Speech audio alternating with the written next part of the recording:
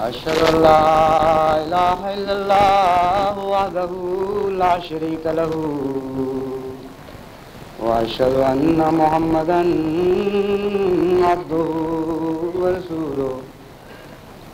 أما بعد فأعوذ بالله من الشيطان الرجيم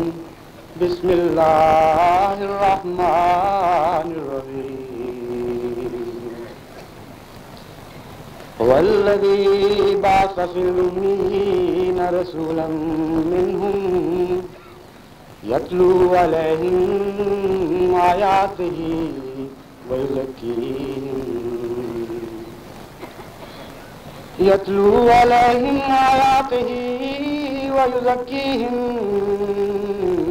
ويعلمهم الكتاب والحكمة وإن كانوا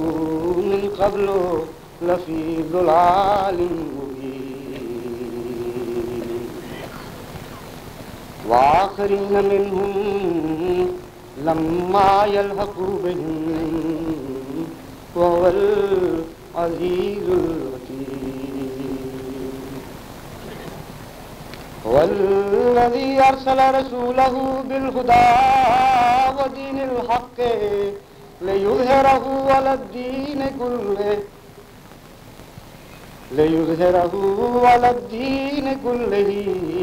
ولو كره المشركون. یہ دو آیات جو میں نے احباب کے سامنے تلاوت کی ہیں، حضور صلی اللہ علیہ وآلہ وسلم کی احادیث کی روشنی میں معلوم ہوتا ہے کہ ان دونوں آیات کا تعلق ایک عظیم روحانی مسئلے سے ہے جو ایسے زمانے میں ظاہر ہوگا جبکہ دین اسلام کو دو پہلوؤں سے اس کی شدید ضرورت ہوگی.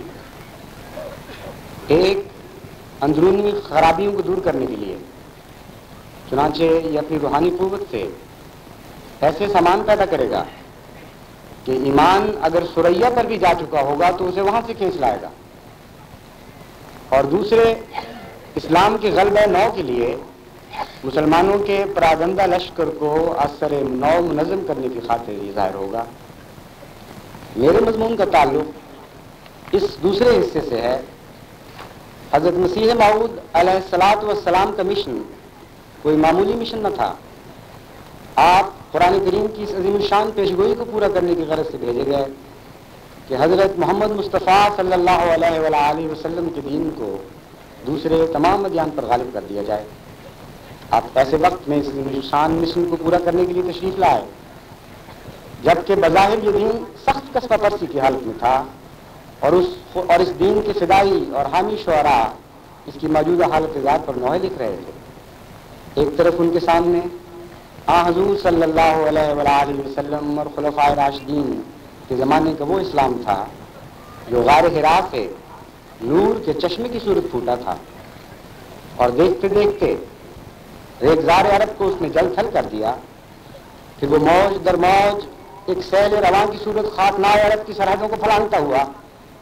ایسر و کسرا کے تخت و تاج اور ان کی بسیدہ اور کرم خوردہ تہذیب کو خس و خاشاک کی طرح بہا لے گیا. مسلمان شعراء اور مفکرین کے سامنے ایک وہ روشن منظر تھا اور ایک یہ بھیانک تصویر کہ صدیوں کے مرے ہوئے بت پھر زندہ ہو گئے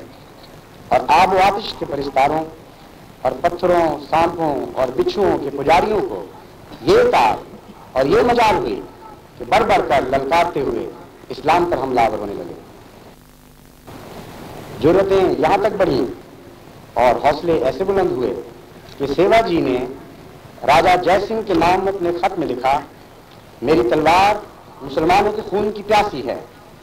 افسوس، 100,000 افسوس، یہ تلوار مجھے ایک اور مہم کے لیے میان سے نکالنی پڑی. اسے مسلمانوں کے سروں پر بجلی بن کر گرنا چاہیے تھا جن کا نہ کوئی مذہب ہے اور نہ جنہیں انصاف کرنا آتا ہے. میری بادلوں کی طرح گرجنے والی فوجیں مسلمانوں پر تلواروں کو وہ خونی میں برسائیں گی کہ دکن کے ایک سرے سے لے کر دوسرے سرے تک سارے مسلمان اس طرح کے خون میں بہ جائیں گے اور ایک مسلمان کا نشان بھی باقی نہ رہے گا. اس خط کو نقل کرتے ہوئے ایک سوریہ لکھتے ہیں، سیوا جی کے یہ الفاظ اسے اپنے اصلی رنگ میں ظاہر کر رہے ہیں. وہ اسلام کو مٹا کر اس ملک کا عام مذہب ہندو دھرم کو بنانا چاہتا تھا، اس کی زندگی کا سب سے بڑا مقصد یہی تھا کہ مسلمانوں کو حوالہ شمشیر و آتش کر کے ہندوستان سے ان کا نام و نشان مٹا دے۔ ہندوؤں کے احیائے نو کی ایک تحریک آریہ سماج کے نام سے اٹھی، جس کا اولین مقصد ہندو مت کو اسلام پر اس طرح غالب کرنا تھا کہ ہندوستان میں ڈھونڈنے سے بھی کوئی مسلمان نہ ملے۔ اس کے متعلق ذکر کرتے ہوئے اخبار پرکاش لکھتا ہے، ہندوستان میں سوائے ہندو راج کے دوسرا راج قائم نہیں رہ سکتا۔ ایک دن آئے گا کہ ہندوستان کے سب مسلمان شدھی کے ذریعے آریہ سماجی ہو جائیں گے، یہ بھی ہندو بھائی ہیں، آخر صرف ہندو ہی رہ جائیں گے، یہ ہمارا آدرش ہے، یہ ہماری آشا ہے۔ سوامی جی مہاراج نے آریہ سماج کی بنیاد اسی اصول کو لے کر ڈالی۔ ادھر ہندوؤں کی یہ کیفیت تھی، ادھر پنجاب کی سرزمین میں سکھ راج نے مسلمانوں پر آفت ڈھا رکھی تھی۔ تلسی رام ایک ہندو مورخ اس کا ذکر کرتے ہوئے لکھتا ہے کہ مسلمانوں سے سکھوں کو بڑی دشمنی تھی، اذان یعنی بانگ بآواز بلند نہیں ہونے دیتے تھے، مسجدوں کو اپنے تحت میں لے کر ان میں گرنتھ پڑھنا شروع کرتے اور اس کا نام موت کڑا رکھتے تھے۔ انسائکلوپیڈیا میں لکھا ہے، انسائکلوپیڈیا آف سکھ لٹریچر میں، سکھوں میں مسلمانوں کے خلاف نفرت کا جذبہ بے پناہ تھا، مسلمان مردوں عورتوں بچوں کو بے دریغ قتل کیا گیا، ان کے گاؤں بالکل تباہ کر دیے گئے، عورتوں کی بے حرمتی کی گئی اور ہزاروں مسجدیں گرا دی گئیں۔ حضرت مسیح موعود علیہ الصلوۃ والسلام اس کا ذکر کرتے ہوئے فرماتے ہیں، مسلمانوں کو ابھی تک وہ زمانہ نہیں بھولا جبکہ وہ سکھوں کی قوم کے ہاتھوں ایک دہتے ہوئے تنور میں مبتلا تھے، اور ان کی دست تعدی سے نہ صرف مسلمانوں کی دنیا ہی تباہ تھی بلکہ ان کے دین کی حالت اس سے بھی بدتر تھی۔ دینی فرائض کا ادا کرنا کے درکنار بعض اذان کے کہنے پر جان سے مارے جاتے تھے۔ اس حالت زار کے وقت انگریزی حکومت نے مسلمانوں کو سکھوں کے ظلم و استبداد سے نجات بخشی اور امن و امان کا دور دورہ ہوا، لیکن افسوس کہ ان کے ساتھ عیسائیت کا پیغام مسلمانوں کی تباہی کا پیغام بن کر آیا اور ہندوستان کی مذہبی دنیا میں اختلاط برپا کر دیا۔ خصوصاً اسلام پر عیسائیت کی طرف سے ایسے بھرپور حملے کیے گئے کہ ان کی یلغار کے چرچے ہونے لگے۔ عیسائیت کو اس تیزی سے ہندوستان میں کامیابی نصیب ہونے لگی کہ فتح کے نشے میں بدمست ہو کر عالمی شہرت کے مالک عیسائی پادری یہ بلند و بانگ دعوی کرنے لگے کہ دنیائے عیسائیت کا عروج آج اس درجہ زندہ حقیقت کی صورت اختیار کر چکا ہے، اس درجہ عروج اسے اس سے پہلے کبھی نصیب نہیں ہوا تھا۔ ذرا ہماری ملکہ عالیہ ملکہ وکٹوریہ کو دیکھو، جو ایک ایسی سلطنت کی سربراہ ہے جس پر کبھی سورج غروب نہیں ہوتا۔ دیکھو وہ ناصرہ کی مسلوب کی خانقاہ پر کمال درجہ تابعداری سے احترام جھکتی ہے اور خراج عقیدت پیش کرتی ہے۔ دیکھو جرمنی کے نوجوان قیصر کو جب وہ خود اپنے لوگوں کے لیے بطور پادری فرائض سر انجام دیتا ہے اور یسوع مسیح کے مذہب یعنی دین عیسائیت سے اپنی وفاداری کا اظہار کرتا ہے۔ مشرقی انداز پر ماسکو کے شاہانہ ٹھاٹ باٹ میں زار روس کو دیکھو کہ تاج پوشی کے وقت ابن آدم کے تشت میں رکھ کر اسے تاج پیش کیا جاتا ہے، یا پھر مغربی جمہوریت کے ایک صدر کے بعد دوسرے صدر کو دیکھو کہ ان میں سے ہر ایک عبادت کے نسبتاً سادہ لیکن امیر اسلوب میں ہمارے خداوند کے ساتھ اپنی وفاداری اور تابعداری کا اظہار کرتا چلا جاتا ہے۔ مذہبی میدان جنگ کے میدان میں یہ نقشہ تھا کہ حضرت مسیح موعود علیہ الصلوۃ والسلام نے میدان کارزار میں قدم رکھا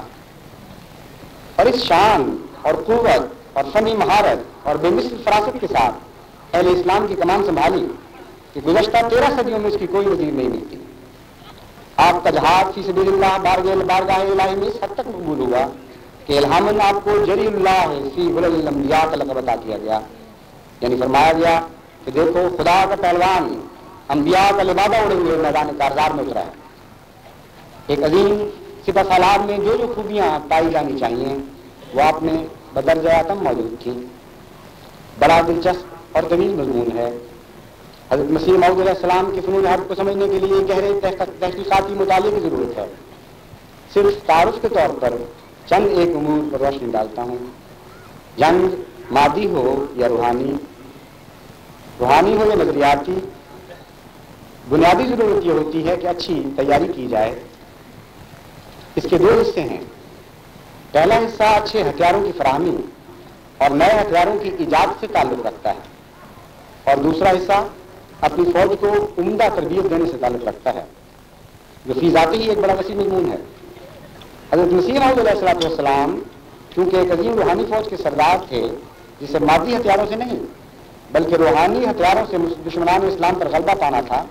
لہذا اس جہاد کے لیے جس قسم کی تیاری کی ضرورت تھی وہ آپ نے حد امکان تک فرمائی۔ اس تیاری کے سلسلے میں آپ نے رہنمائی کے لیے سیدنا و مولانا حضرت محمد مصطفیٰ صلی اللہ علیہ وآلہ وسلم کی تا قیامت باقی رہنے والی تعلیم اور ارشادات کو اپنا رہنما بنایا، اور قدم قدم پر اللہ تعالیٰ سے ہدایت اور روشنی پانے کے لیے اس کثرت سے اور ایسی گریہ گزاری کے ساتھ دعائیں کی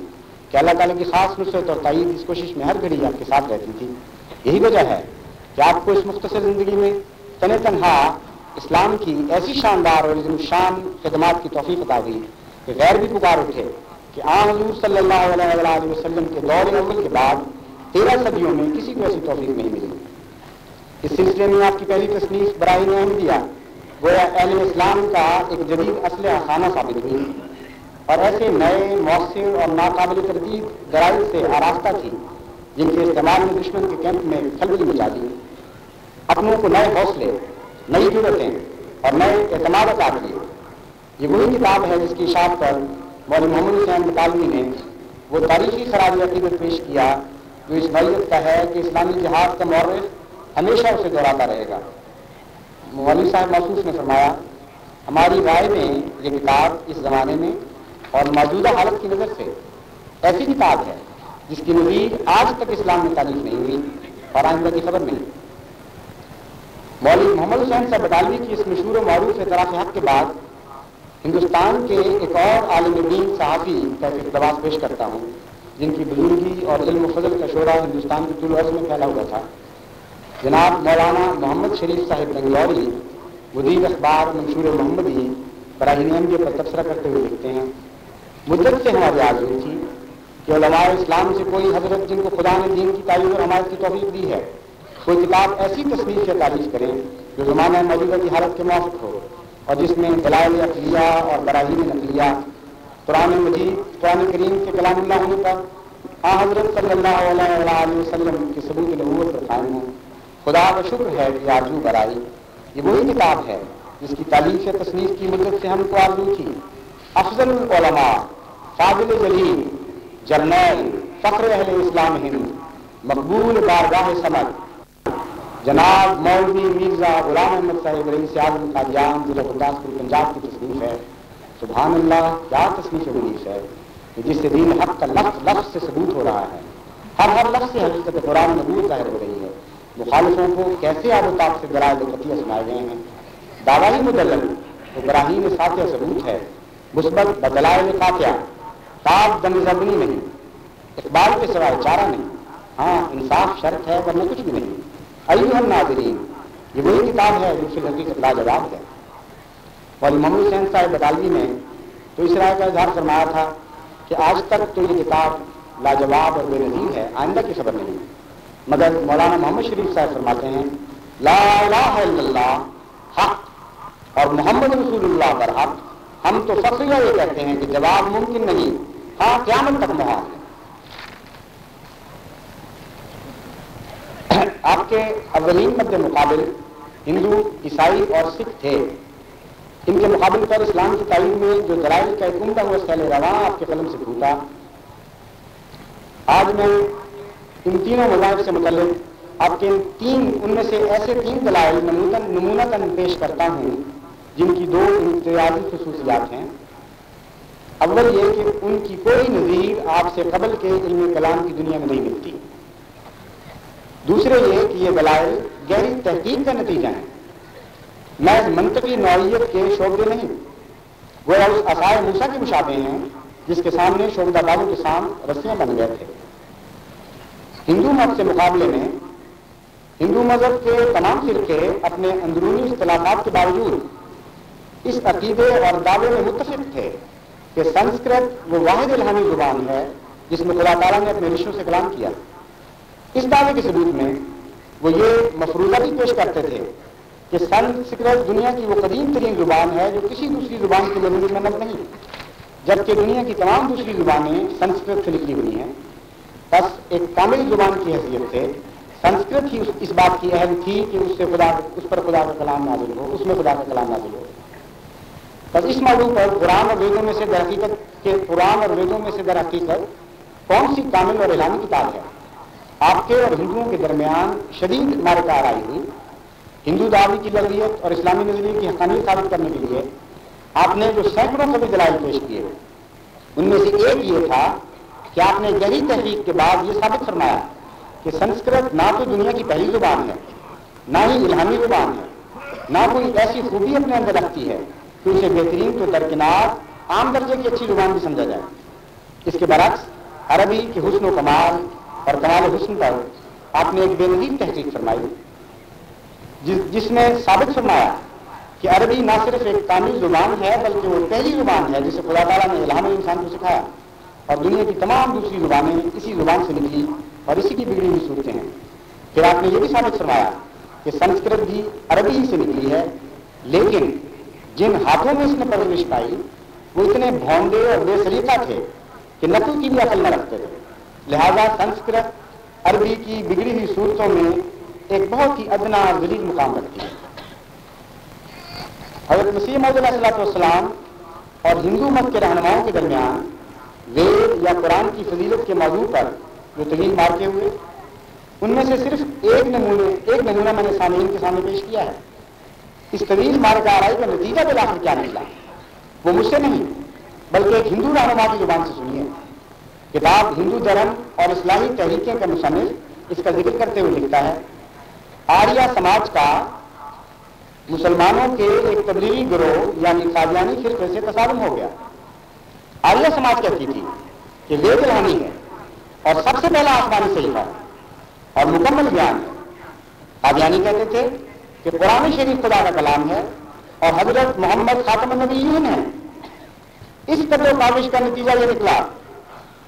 کہ کوئی عیسائی یا مسلمان اب مذہب کی خاطر آریہ سماج میں داخل نہیں ہوتا۔ حضرت مسیح موعود علیہ السلام کے دوسرے اہم مخاطب بلکہ اہمیت کے لحاظ سے اولین مخاطب کہنا چاہیے، دوسرے مخاطب عیسائی تھے جن کے مذہب کی بنیادی اس عقیدے پر تھی کہ حضرت مسیح علیہ السلام ما فوق البشر طاقتوں کے حامل تھے اور ابدی زندگی اور رفع السماء کے دو ایسے امتیازی نشانات ان کو عطا ہوئے کہ کبھی کسی بشر اور رسول کو یہ نشانات عطا نہیں ہوئے۔ بدقسمتی سے کیونکہ مسلمان بھی یہ عقیدہ رکھتے تھے کہ حضرت مسیح علیہ السلام اپنے خاکی جسم کے ساتھ آج تک زندہ آسمان پر بیٹھے ہیں، لہذا اس دلیل کا کوئی شافی جواب ان کے پاس نہیں تھا۔ حضرت مسیح کا بن باپ کے پیدا ہونا مسلمانوں کی مشکلات میں مزید اضافے کر رہا تھا۔ عیسائی پادری الوہیت مسیح کی تائید میں دلائل کی یہ تسلیس پیش کیا کرتے تھے کہ دیگر بشر رسولوں سے ممتاز غیر کبھی زندگی پانے والے، جسم سمیت آسمان کی طرف پرواز کر جانے والے وہ روحانی وجود جن کی پیدائش ابنائے آدم کی لمس سے پاک تھی، جن میں خدا نے خود اپنی روح کو پھونکا، جسے تم خود روح اللہ تسلیم کرتے ہو، اگر وہ خدا کا بیٹا نہیں تھے تو اور کیا تھے؟ اس دلیل کے مقابل پر دیگر علماء سخت عاجز تھے اور آج تک عاجز ہیں۔ عیسائی پادریوں کے ہتھیار سے زخمی ہو کر لاکھوں مسلمان اسیر عیسائیت ہو گئے اور کسی میں طاقت نہ تھی کہ اس ہتھیار کی ہلاکت آفرینی کا مقابلہ کر سکے۔ تب حضرت مسیح موعود علیہ السلام جلیل اللہ فی الانبیاء تشریف لائے، اپنے ہاتھوں میں علم اسلام کو تھاما اور خدا سے خبر پا کر یہ پرشوقت اعلان کیا کہ مسیح ابن مریم رسول اللہ فوت ہو چکا ہے۔ یہ اعلان عیسائی کیمپ پر ایک آسمانی بجلی بن کر گرا اور اس عظیم انکشاف نے یک دفعہ میدان کارزات کا پاسا پلٹ کر رکھ دیا۔ وہ حملہ آور تھے، شدید تر حملوں کی زد میں آ گئے۔ وہ پسپا کر رہے تھے، پسپا ہوئے، اسیران سیاد رہا ہوئے اور سیادان اسیری میں الجھ گیا۔ حضرت مسیح موعود علیہ السلام نے اس برہان فاتحہ کو اس شان اور قوت کے ساتھ استعمال فرمایا اور ایسے تابڑتوڑ حملے عیسائیت پر کیے کہ سلیب کی وہ کمر توڑ کر رکھ دی۔ یہ محض ایک دعویٰ نہیں، عیسائیت کو شکست دینے کی خاطر فقط ایک منطقی حربہ نہیں تھا جسے کسی ہوشیار مناظر نے اپنی اعلیٰ مہارت سے بیٹھے بیٹھے کر لیا۔ یہ مذہبی اور علمی دنیا کا ایک عظیم انکشاف تھا جس کے آگے اور پیچھے، دائیں اور بائیں ٹھوس ناقابل تردید شہادتوں کے کڑے پہرے تھے۔ اس انکشاف کی تائید میں آپ نے بائبل کو گواہ ٹھہرایا تو قدیم اور جدید صحیفے ورق در ورق وصال ابن مریم کی گواہی دینے کے لیے چل پڑے. آپ نے تاریخ اہل عیسوی کو گواہ ٹھہرایا تو تاریخ اہل عیسوی دست بستہ شہادت کے لیے آگے بڑھی. آپ نے عقل انسانی اور علوم ظاہری کو شہادت کے لیے پیش کیا تو عقلی اور سائنسی دلائل ہجوم در ہجوم دوڑے چلے آئے اور گروہ در گروہ ناراضان ہوئے کہ عیسیٰ ابن مریم رسول اللہ فوت ہو چکا ہے. آپ نے قرآن سے فیصلہ چاہا تو سنو کہ 30 محکم آیات کی علامت عالیہ نے وفات مسیح پر اپنے مور ناطق سبق فرما دی. میں یہ کہہ دینا عیسیٰ علیہ السلام فوت ہو گئے ایک معمولی اور آسان سی بات نظر آتی ہے، لیکن ذرا اس طرف بھی نگاہ فرمائیے کہ دنیا کی 2 سب سے بڑی مذہبی قوموں کے ایسے مسلمانوں کے برعکس اعلان کرنا جس پر وہ صدیوں سے جمے بیٹھے تھے کوئی معمولی ہمت کا کام نہ تھا. کہنے کے تو یہ آسان بات تھی، لیکن ذرا غور فرمائیے کہ تمام ہم ناصر علماء اسلام کے متفق علیہ عقیدہ کو قرآن و حدیث کے قطعی دلائل سے غلط ثابت کرنا بھی کیا کوئی آسان بات تھی؟ کیا یہ آسان بات تھی کہ عہد نامہ قدیم ہی سے نہیں بلکہ عہد نامہ جدید کی روح سے بھی وفات مسیح کو ثابت کیا جائے جسے حیات مسیح کی واحد سند کے طور پر پیش کیا جاتا تھا؟ عیسائیت کے خلاف آپ کی پیش کردہ سینکڑوں دلائل میں سے یہ ایک دلیل تھی. عقل دنگ رہ جاتی ہے یہ سوچ کر کہ اس ایک دلیل کے پیچھے تحقیق اور جستجو پر آپ کو کتنی محنت شاخ کا صرف کرنی پڑی ہوگی اور کتنی راتوں کے دیے آپ نے جلائے ہوں گے. مذہبی اور تاریخی، علمی اور عقلی اور نقلی سینکڑوں تائیدی دلائل آپ کی پیش کردہ اس ایک دلیل کے آگے اور پیچھے چکورا کرتے ہوئے دکھائی دیتے ہیں. بس یہ جدید اور بے مثل نظریاتی ہتھیار جو آپ نے لشکر اسلام کو عیسائیت پر انوار کے لیے فراہم کیا، تائید غیبی اور نصرت الہی کا ایک انقلاب آخری چمکتا ہوا اعجاز تھا. صرف اسی ایک مسئلے پر آپ کی تحقیق کی وسعت اور جستجو کا انہماک ملاحظہ فرمائیے کہ مختلف پہلوؤں سے وفات مسیح کے سینکڑوں دلائل پیش کرنے پر ہی بات ختم نہیں فرمائی، بلکہ پہلے تو عیسائیت کے مصنوعی خدا کو آسمان سے زمین پر اتارا اور پھر مریم کے بیٹے اس حقیقی عیسیٰ کی تلاش شروع فرما دی جو خدا کا ایک مقدس رسول تھا اور بنی اسرائیل کی طرف سے اپنے رب کا پیغام لے کر آیا تھا. یعنی اس حقیقی رسول کی تلاش شروع کی جس کی شخصیت کا لبادہ اڑے ہوئے ایک فردی عیسیٰ آسمان پر جا بیٹھا تھا اور وہ خود واقعہ سلیم کے بعد سے عملاً گوشہ غلامی میں پڑا ہوا تھا. وہ خود واقعہ سلیم کے بعد سے عملاً گوشہ غلامی میں پڑا ہوا تھا اور 1900 سال سے کچھ پتہ نہ تھا کہ اس سخت مظلوم بنی پر کرب ولائے سلیم کے بعد کیا گزری اور وہ کس حال میں کہاں گیا. بڑا مشکل کام تھا، بڑا ہی مشکل کام تھا. جب سے دنیا بنی ہے گمشدگان کی تلاش بھی بنی آدم کو رہی ہے، لیکن جب سے دنیا بنی ہے کسی تلاش کرنے والے کو ایسی کٹھن مہم درپیش نہ آئی ہوگی کہ 1900 سال سے پہلے کے گمشدہ وجود کو تلاش کرے. عقل انسانی اسے ناممکن اور محال قرار دیتی ہے، لیکن سنو اور اپنے رب کی تقریر کرو کہ محمد مصطفیٰ احمد مصطفیٰ کا غلام اسلام کے بدلے جلیل آگے بڑھا اور اس ناممکن کام کو ممکن کر کے دکھا دیا اور اس مظلوم نبی کے مدفن اور آخری آرام گاہ کو تلاش کر لیا جو 19 صدیاں قبل اپنی قوم کے ظلم و ستم سے تنگ آ کر اور دکھوں والی سلیب کے چنگ چنگل سے رہائی پا کر ایک چشموں والی پرانی پہاڑی وادی کی طرف ہجرت کر کے چلا گیا تھا. بلا شبہ یہ تحقیق اور دریافت کی دنیا کا ایک عظیم شاہکار تھا. اس وقت سے لے کر کہ جب اس حضرت مسیح ناصری علیہ السلام کو سلیب سے اتارا گیا اس وقت تک کہ جب خدا نے آپ کی روح کو اپنی ابدی جنتوں کی طرف بلایا، مسیح محمدی نے آپ کے سفر ہجرت کی ہر منزل سے پردہ اٹھایا،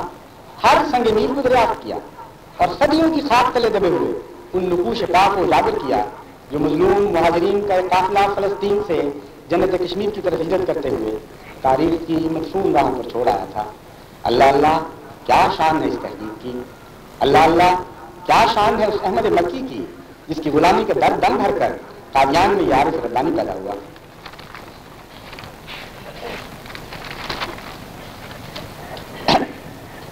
عیسائیوں اور ہندوؤں کے بعد حضرت مسیح موعود علیہ السلام نے حکمت کے نسبتاً محدود محاذ پر بھی اسلام کی شاندار نمائندگی فرمائی. اس موقع پر بھی آپ کی یہ امتیازی شان قائم رہتی ہے کہ غیر مذاہب کے ساتھ اسلام کے مقابلے میں آپ بڑی گہری تحقیق اور جستجو کے بعد بین اور قاطع دلیل کا ایک ایسا نیا ہتھیار دریافت کرتے ہیں جس کی نظیر پہلے کوئی نہیں ملتی اور جو دشمن اسلام کو یک دفعہ حیران اور مضبوط کر دیتا، جس کی قوت ضد اور تعصب کے خوابوں کو توڑتی اور جس کی لطیف آپ کشیدہ سروں کو دو نیم کرتی ہوئی دلوں تک گزر جاتی ہے. اب ذرا دیکھیے کہ سکھ مت پر دین اسلام کو غالب کرنے کے لیے آپ نے کیسا لطیف اور اچھوتا انکشاف فرمایا کہ نام نہاد سکھ مت کے بانی حضرت گرو بابا نانک رحمۃ اللہ علیہ تو خود ہی مسلمان تھے، بلکہ محمد عربی کے عشق میں گرفتار اور اسلام کے جانثار خادموں میں سے تھے. ان کی طرف کوئی نیا مذہب منسوخ کرنا سراسر ظلم اور ناانصافی ہے۔ ظاہر بات ہے کہ اگر سکھ مت کے بانی کو ہی محمد رسول اللہ صلی اللہ علیہ وسلم کا ایک ادنا غلام اور سچا مسلمان ثابت کر دیا جائے تو پیچھے سکھ مت کا کچھ بھی باقی نہیں رہتا۔ حضرت مسیح موعود علیہ السلام نے سکھ مت کی علیحدہ مذہبی حیثیت کے خلاف بکثرت دوسرے دلائل پیش کرنے کے علاوہ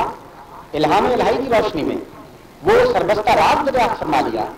جو حضرت بابا نانک کے مسلمان ہونے کا ایک ناقابل تردید ثبوت فراہم کرتا تھا۔ حضرت بابا نانک علیہ رحمۃ کا مقدس ٹولہ حضرت بابا صاحب کی ایک متبرک یادگار کے طور پر ڈیرہ بابا نانک میں محفوظ چلا آتا ہے، اور ہر سال صرف ایک بار بڑی حزم و احتیاط کے ساتھ باہر نکالا جاتا ہے۔ سکھوں کا یہ عقیدہ تھا کہ گرو بابا نانک سے اللہ تعالیٰ نے ایک مخفی الہامی زبان میں کلام فرمایا جو اس چولے پر منوان درج ہے، لیکن اس آسمانی زبان کا علم کسی دوسرے انسان کو نہیں دیا گیا، لہذا قیامت تک اب یہ ایک سربستہ راز رہے گا۔ ان بیچاروں کو کیا خبر تھی کہ علیم و قدیر خبیر خدا اس سربستہ راز کو قادیان کے کاشف اسلام پر آشکار کرنے والا ہے۔ حضرت مسیح موعود علیہ السلام نے سکھوں کو سراسیمہ و مضبوط کر کے رکھ دیا جب آپ نے یہ حیرت انگیز انکشاف فرمایا کہ چولا بابا نانک پر کلمہ طیبہ، سورہ فاتحہ، درود شریف اور بعض آیات قرآنیہ کے سوا کچھ اور درج نہیں، اور وہ مخفی الہامی زبان جس میں یہ مقدس کلام درج ہے قرآن کی زبان یعنی عربی ہے۔ یہ اعلان کیا تھا جو سکھوں کے لیے ایک بم کا دھماکہ تھا جس سے پنجاب کی دھرتی ہل گئی۔ میں نے عرض کیا ہے کہ اور بہت سے دلائل میں سے ایک دلیل تھی، لیکن ذرا اس دلیل کی قوت اور شوقت ملاحظہ فرمائیے کہ مقابل کو جڑوں سے اکھیڑ کے پیشاب کیا۔ پھر نصرت دیکھیے کہ جب سے سکھ مت کا ایک الگ وجود بنا ہے، سکھوں نے اسلام کی تائید میں نہ کبھی ایسا ہتھیار دیکھا تھا نہ سنا تھا، نہ ہی ایسا ہتھیار چلانے والا کبھی ان کے بدلے مقابل آیا تھا۔ جیسا کہ پہلے عرض کر چکا ہوں، حضرت مسیح موعود علیہ السلام کے پیش کردہ دلائل محض منطقی جمع خرچ نہیں ہوتے تھے، ٹھوس حقیقتوں کے سچے اور پکے گواہ اپنے ساتھ رکھتے تھے۔ حضرت مسیح موعود علیہ السلام نے جب یہ انکشاف فرمایا کہ چولا بابا نانک پر کلمہ طیبہ اور آیات قرآنیہ لکھی ہیں، تو ساتھ ہی چولا بابا نانک کی وہ تصویر بھی شائع فرمائی جو بڑی حکمت کی گئی تھی۔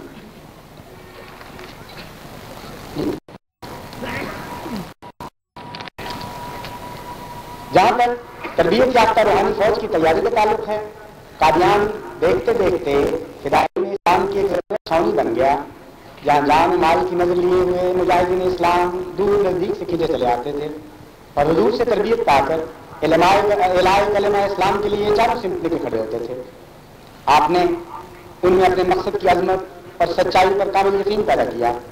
آپ نے ان کے اندر اپنے مقصد سے عشق اور والہیت کا تعلق قائم کیا۔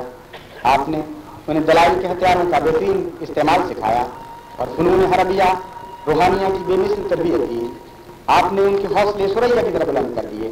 اور دشمنوں کے حوصلے ایسے پست کہ گویا تحت الثرى میں گرے ہوئے تھے۔ آپ نے ان میں کامل نظم و ضبط پیدا کیا اور کامل نظریاتی وحدت پیدا کی، یہاں تک کہ ان کے دلوں کی دھڑکنیں ہم آہنگ ہو گئیں اور لاکھوں جسموں میں وہ ایک دل دھڑکنے لگا۔ آپ نے انہیں اطاعت کا سلیقہ سکھایا اور وہ ایک ہاتھ پر اٹھنا اور ایک ہاتھ پر بیٹھنا سیکھ گئے۔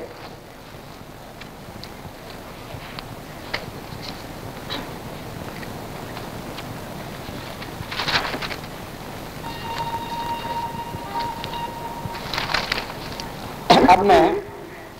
حضرت مسیح موعود علیہ السلام کی ایک جرنیل کی حیثیت سے جنگی حکمت عملی کے موضوع پر روشنی ڈالتا ہوں۔ یہ وہ زمانہ تھا کہ کیا یہود اور کیا عیسائی، کیا ہندو اور کیا سکھ، ہر کس و ناقص عالم و جاہل اٹھتا تھا اور اسلام پر لغو اعتراضات کی بوچھار شروع کر دیتا تھا۔ اسلام کے خلاف اسی نوع کا نہایت دل آزار لٹریچر اس کثرت سے شائع کیا جا رہا تھا کہ بلا مبالغہ مطبوع صفحات کی تعداد کروڑوں تک جا پہنچتی تھی۔ حکمت عملی کے ایک ہی بات سے حضرت مسیح موعود علیہ السلام نے ان دونوں مسائل کا علاج کر دیا۔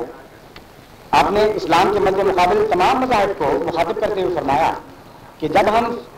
سب کے دعوی میں یہ قدر مشترک ہے کہ ہم اپنے اپنے دعویٰ کے مطابق اپنے مذہب کی بنیاد الہام الہی پر قرار دیتے ہیں، تو کیا ہم پر یہ پابندی لازم نہیں کہ ہم اپنے مذاہب کی طرف صرف وہی دعوی اور خوبیاں منسوخ کریں جن کی سند ہماری الہی کتب میں ملتی ہوں، اور دوسرے کی طرف جو بات منسوخ کریں اسے بھی اس کی الہامی کتاب سے نکال کر دکھانے کے ذمہ دار ہیں؟ یہ بظاہر سادہ اور معمولی سی پیشکش تھی، لیکن دشمنان اسلام کے لیے ایک ایسا لقمہ اجر ثابت ہوئی جو نہ ان سے اگلا جاتا تھا نہ نگلا جاتا تھا۔ لغو اعتراضات کا غوغا اور بیدار تفاخر کا شور ان کے حلقوں میں پھنسنے لگا، نہ جائے رفتن رہی نہ پائے مانے۔ اسے قبول کرنا اس لیے مشکل تھا کہ بہت سی خوبیاں جو وہ اپنے مذاہب کی بیان کرتے تھے اور بہت سے عظیم دعوی جو اپنے مذہب کی طرف منسوخ کرتے تھے، ان کا کوئی ذکر ان کی الہامی کتاب میں موجود نہ تھا۔ حقیقتاً وہ اسلامی تعلیمی کی چوری تھی۔ مثلا عیسائیت ایک عالمگیر مذہب ہونے کا دعویٰ کر رہی تھی اور حضرت عیسیٰ علیہ السلام کو تمام دنیا کے نجات دہندہ کے طور پر پیش کیا جا رہا تھا۔ حضرت مسیح موعود علیہ السلام کی پیش کردہ اصول کو تسلیم کر لینے کی صورت میں عیسائیت کا یہ دعویٰ بائبل سے نکال کر دکھانا پڑتا تھا، جہاں ایسا کوئی ذکر موجود نہیں، لہذا کسی مزید بحث کا سوال ہی باقی نہیں رہتا تھا۔ اگر عیسائی اس پیشکش کو قبول نہ کرتے تو ان پر مدعی سست اور گواہ چست ہونے کا محاورہ صادق آتا تھا۔ آریہ مت پر اس اصول کو چسپاں کر کے دیکھیں تو وہاں بھی یہ دلچسپ نقشہ نظر آتا ہے۔ آریہ مت ہندوؤں کا وہ فرقہ ہے جو توحید الہی کا قائل ہے، ساتھ ہی یہ فرقہ چاروں ویدوں کو الہامی ہونے پر بھی ایمان رکھتا ہے۔ حضرت مسیح موعود علیہ السلام کے پیش کردہ طریقے فیصلہ کے مطابق جب ویدوں پر نظر ڈالیں تو اول تا آخر شرک سے بڑے بڑے، لہذا آریوں کا حق نہیں بنتا کہ وہ اپنے الہامی کتب کی طرف خود ساختہ دعوی منسوخ کریں۔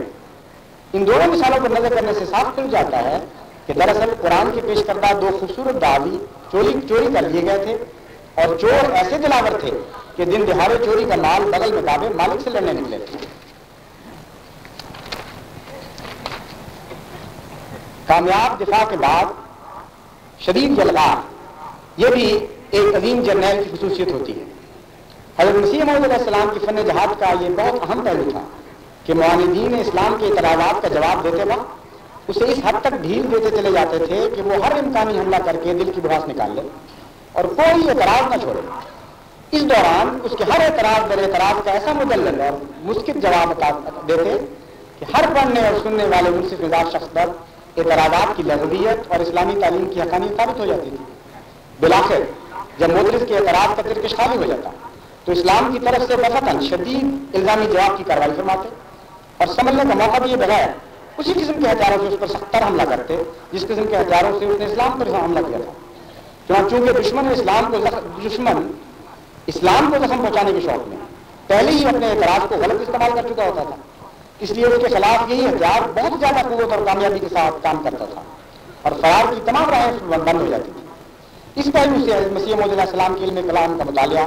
غیر معمولی دلچسپی کا باعث بنتا ہے۔ مثال کے طور پر کثرت ازدواج پر دشمن اعتراض کرتا تھا،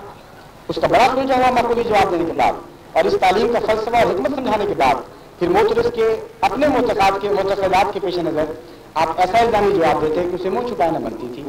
عیسائی ہوتے معترض اگر عیسائی ہوتے تو انہیں انبیاء بنی اسرائیل خصوصاً حضرت داؤد علیہ السلام کی بیویوں کی تعداد یاد دلائی جاتی۔ اگر ہندو ہوتے تو حضرت کرشن کی سکھیوں کے ذکر کے ساتھ نیویارک کی تعلیم کا کچھ مزہ ان کو چکھایا جاتا۔ غرضی کے ویسے ہی ہتھیار زیادہ تیز اور زیادہ ناقابل تردید صورت میں حضور علیہ السلام اسلام کے دشمنوں کے خلاف استعمال فرماتے۔ اس نوعیت کی اچانک اور بھرپور جوابی کارروائی کی ایک دلچسپ مثال وہ ہے جو مباحثہ امرتسر میں پیش آئی۔ عیسائیوں نے آپ کے دعوی وصیت کے پیش نظر آپ کو مبہوت اور مغلوب کرنے کی خاطر لولوں، لنگڑوں، پیدائشی اندھوں اور برس والوں مریضوں کا ایک جلوس آپ کے سامنے پیش کر دیا اور اچانک یہ سوال کیا کہ اے مسیحیت کے دعوے دار، ہمارا مسیح تو لولوں لنگڑوں کو اچھا کر دیا کرتا تھا اور پیدائشی اندھوں اور مبروسوں کو شفا بخشتا تھا۔ اگر تو اپنے دعوے میں سچا ہے تو اپنے مسیحی دم سے ان کو اچھا کر کے دکھا تاکہ یک دفعہ فیصلہ ہو جائے۔ آپ خاموشی سے مسکراتے رہے اور انہیں پوری طرح موقع دیا کہ ہر پہلو سے بات مکمل کر لیں۔ بظاہر یہ ایسا سخت حملہ تھا کہ دوست گھبرا گئے اور دشمن آپ کی ذلت آمیز شکست کے تصور سے دل ہی دل میں مزے لینے لگا، لیکن پیشتر اس کے کہ گھٹی گھٹی عیسائی مسکراہٹیں اس اسلامی پہلوان کے پچھڑنے پر بے اختیار کہکوں میں تبدیل ہو جاتی۔ آپ نے بڑے تحمل سے مسکراتے ہوئے انہیں جواب دیا کہ جو طاقتیں تم اپنے مسیح کی طرف منسوخ کرتے ہو ہمارے نزدیک یا تو وہ تعویل طلب ہیں یا قصے ہیں۔ ہم تو اس مسیح کو جانتے ہیں جو روحانی بیماروں کو اچھا کرتا تھا اور اسی قدر ہمارا دعویٰ ہے، لیکن ہم تمہارے بہت ممنون ہیں کہ تم نے ہمیں ایک تکلیف سے بچا لیا۔ جس مسیح پر تم ایمان رکھتے ہو اس نے یہ بھی تو دعویٰ کیا تھا کہ ایک رائی کے برابر بھی اگر تم میں ایمان ہے تو تم اگر پہاڑوں کو حکم دو گے تو وہ چل کر تمہارے پاس پہنچیں گے اور تمہارے اذن سے لولے لنگڑے اچھے ہو کر چلنے لگیں گے، اور جب تم کہو گے تو پیدائشی اندھے اور مغروض شفا پا جائیں گے۔ بس بجائے اس کے کہ ہم تمہارے ایمان کے امتحان کے لیے ان بیماروں کو اکٹھا کرنے کی تکلیف کرتے، تم نے احسان کیا کہ ہمارے لیے یہ موقع فراہم کر دیا، بس آگے بڑھو۔ اور اگر رائی کے برابر بھی تمہیں مسیح کی سچائی پر ایمان ہے تو اپنے اذن سے ان بیچاروں کو اچھا کر دو۔ چونکہ اپنے حملے کے وقت عیسائی اس بات پر قائم ہو چکے تھے کہ مسیح کی اقوال ظاہری اور حقیقی معنی رکھتے ہیں، کسی روحانی تعویذ کے محتاج نہیں، اس لیے ظاہر ہے کہ ان کے لیے جواب کی کوئی صورت نہ بچی تھی۔ حاضرین جلسہ کا بیان ہے کہ اس اچانک اور شدید طرف جوابی کا حملے سے عیسائی پادریوں کے آسان خطا ہو گئے اور ایک ہراس ان پر طاری ہو گیا۔ وہ ان معذوروں بیچاروں کو دھکے دے کر وہاں سے نکالنے لگے کہ جل تر نظر سے دور ہو اور ان کی ذلت کی گھڑی کسی طرح چلے۔ قومی شعار کے لیے غیرت۔ میدان جنگ میں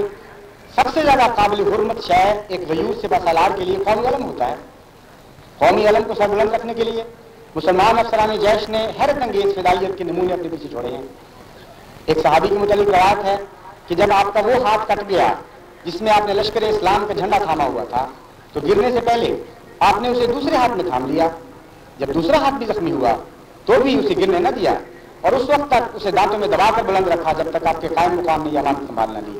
تب آپ نے اطمینان کا سانس لیتے ہوئے جان شہادت نوش فرمایا۔ قومی علم سے بہت بڑھ کر صحابہ رضوان اللہ علیہم کو حضرت رسول کریم صلی اللہ علیہ وسلم کے لیے غیرت تھی۔ آپ کے بدن کو دشمن کی زد سے بچانے کے لیے ایسی فدائیت کے ساتھ اپنے ہاتھ اور اپنے چہرے اور اپنی چھاتیاں تیروں اور شمشیروں کے سامنے پیش کرتے تھے کہ تاریخ عالم میں ایسی والہانہ قربانی کی کوئی مثال نہیں۔ اسلام کے بدلے جلیل احمد مکی و مدنی صلی اللہ علیہ وسلم کے غلام حضرت مسیح علیہ السلام کو بھی سب سے بڑھ کر اپنے آقا حضرت محمد مصطفیٰ صلی اللہ علیہ وسلم کی عزت و ناموز کے لیے غیرت تھی۔ یہ آپ کے عظیم جہاد کا نمایاں اور روشن پہلو تھا کہ جہاں کسی بدبخت دشمن نے حضور صلی اللہ علیہ وسلم کی ناموز اور عصمت اور حرمت پر کوئی ناپاک حملہ کیا، آپ کا رد عمل اتنا شدید ہوا اور تعاقب اتنا سخت اور قوی کہ ایک زلزلہ سا برپا ہو جاتا تھا اور دشمن اسلام کو عبرتناک سزا دیے بغیر آپ کو دل کا چین اور آرام جاں میسر نہ آتا تھا۔ بسا اوقات جب معترض اسلامی تعلیم پر اعتراض کرتے کرتے بدبختی سے حضرت صلی اللہ علیہ وسلم کی مقدس ذات اور مطہر کردار پر حملے شروع کر دیتا یا ازواج مطہرات کو تان کا نشانہ بنانے کی جسارت کرتا تو حضور کا پرجلال رد عمل اور جوابی حملے کا کر و فر دیکھنے سے تعلق رکھتا تھا۔ کوئی شیرنی اپنے بچوں کے لیے ایسا نہ بھرتی ہوگی، کسی غیرت مند بیٹے کو اپنی ماں کی حرمت کی ایسی حیا نہ ہوگی، کسی غیور جوان کو اپنے باپ کے بالوں کی سفیدی کا ایسا پاس نہ ہوگا جیسے مسیح موعود علیہ السلام کو اپنے آقا محمد رسول اللہ صلی اللہ علیہ وسلم کی عزت اور ناموز کی غیرت تھی۔ یک دفعہ پلٹ کر ایسا شدید جوابی حملہ کرتے جو دشمن کو ایک مرغی زدہ مریض کی طرح پچھاڑ کر طرف پھینکتا تھا۔ مخالفین کی طرف سے آپ پر ناواجب سختی کا جو الزام لگایا گیا ہے وہ بیشتر ایسے ہی موقعوں سے تعلق رکھتا ہے۔ آپ مزاجن بڑے حلیم، بڑے رؤوف اور رحیم تھے، دکھ دینے والوں سے درگزر کرنے والے، خطاکاروں سے صرف نظر کرنے والے، لیکن حضور صلی اللہ علیہ وسلم کے خلاف گستاخی کا جرم آپ سے معاف نہیں کیا جاتا تھا۔ سب ستم گوارا تھے، یہ ایک ستم گوارا نہ تھا، سب ظلم برداشت تھے، یہ ایک ظلم برداشت نہیں تھا۔ آپ کے صحابہ نے اس پہلو سے آپ کو جو پایا اور سمجھا اس کا اظہار اس دلچسپ واقعے سے ہوتا ہے۔ ایک مرتبہ کسی بدگو دشمن نے آپ کی یعنی مسیح موعود کی شان میں گستاخی کی تو اس وقت آپ کے ایک صحابی سے برداشت نہ ہو سکا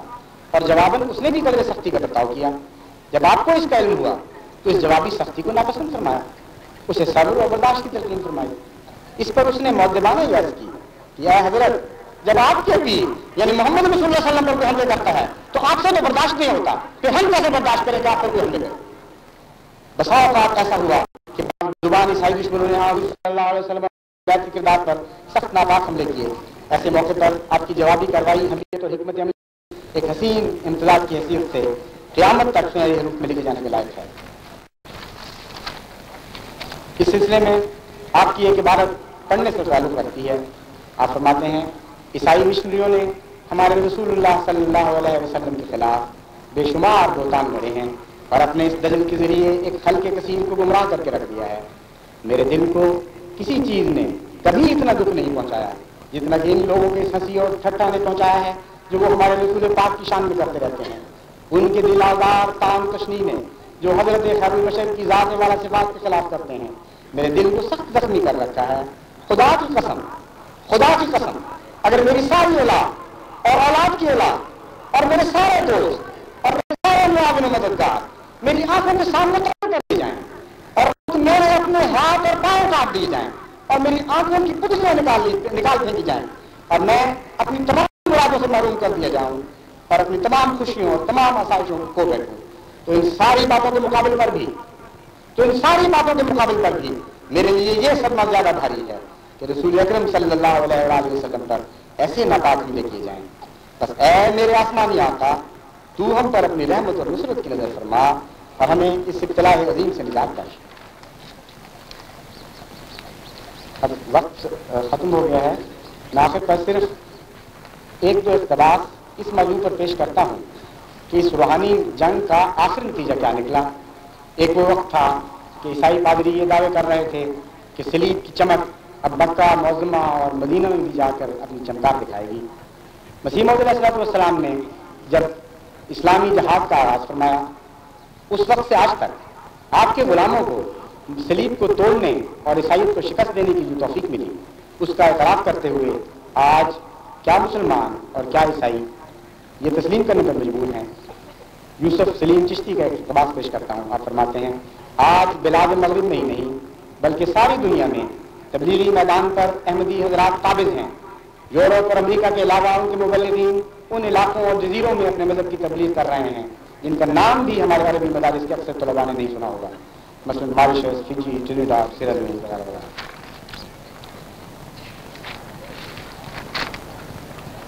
اخبار الفتح قاہرہ لکھتا ہے، میں نے دیکھا ہے کہ